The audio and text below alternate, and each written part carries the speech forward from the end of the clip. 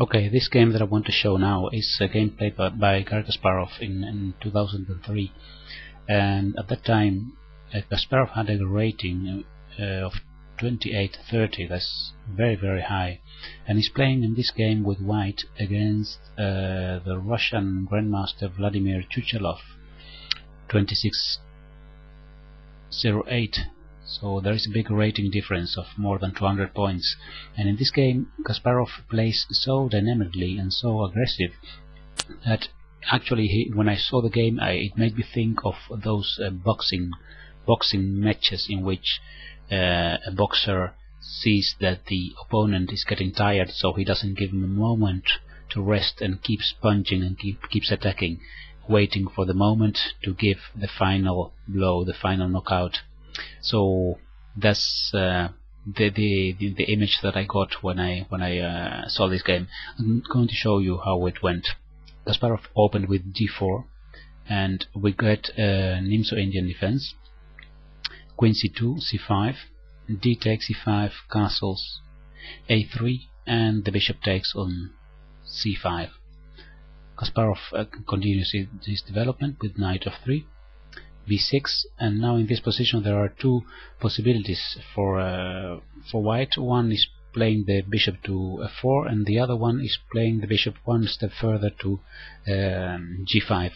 Kasparov chooses to play it to f4, where he puts the bishop in this important diagonal, aiming at c7. Now black wanted to get rid of this bishop, so he plays knight to h5. Now the bishop goes to g5, and black answers with bishop e7, trying to exchange, to trade this bishop. And at this moment Kasparov doesn't take on e7, and he also doesn't retreat it to d2 or e3 or whatever. No, what he does is he plays very aggressively. He plays the move h2 h4, actually already telling black that white wants to go for a kingside activity, for a kingside attack. Bishop b7 played, and castle queenside. So the whole setup of white is meant to attack on the king side. Now black plays knight to c6, and maybe this was the moment for black to play the move d6 instead, because if black waits too long with playing d6, the square d6 will become weak. So d6 would have been a logical move, but he played knight to c6 instead. And after e4, this actually, we can say that at this moment this was the last chance to play d6, and black doesn't do it. What black does is he sees that his knight on h5 is actually doing nothing now, so he tries to put it better on a better place by playing knight to f6. And Kasparov plays now e5. He's not only attacking the knight, but attacking and controlling this g6 square. The knight went to g4, and Kasparov plays bishop to f4. He doesn't want to exchange this bishop.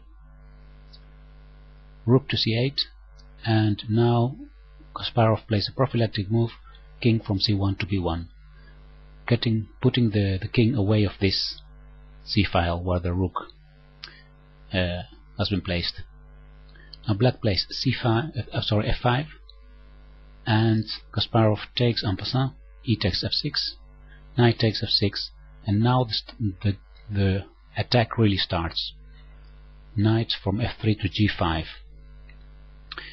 aiming for this square, but also, and maybe more directly, threatening to take on e6, because the rook is attacking indirectly the black queen. So if white takes on e6, black cannot retake because the queen will fall. So black reacts with queen to e8, and now Kasparov plays knight to b5, attacking once more this square d6. So this is the moment actually when I thought this is like a boxing match. White is punching and punching without giving a moment of rest to black. Black played now e5 is the only way to prevent a move like knight d6, and Kasparov plays bishop d3.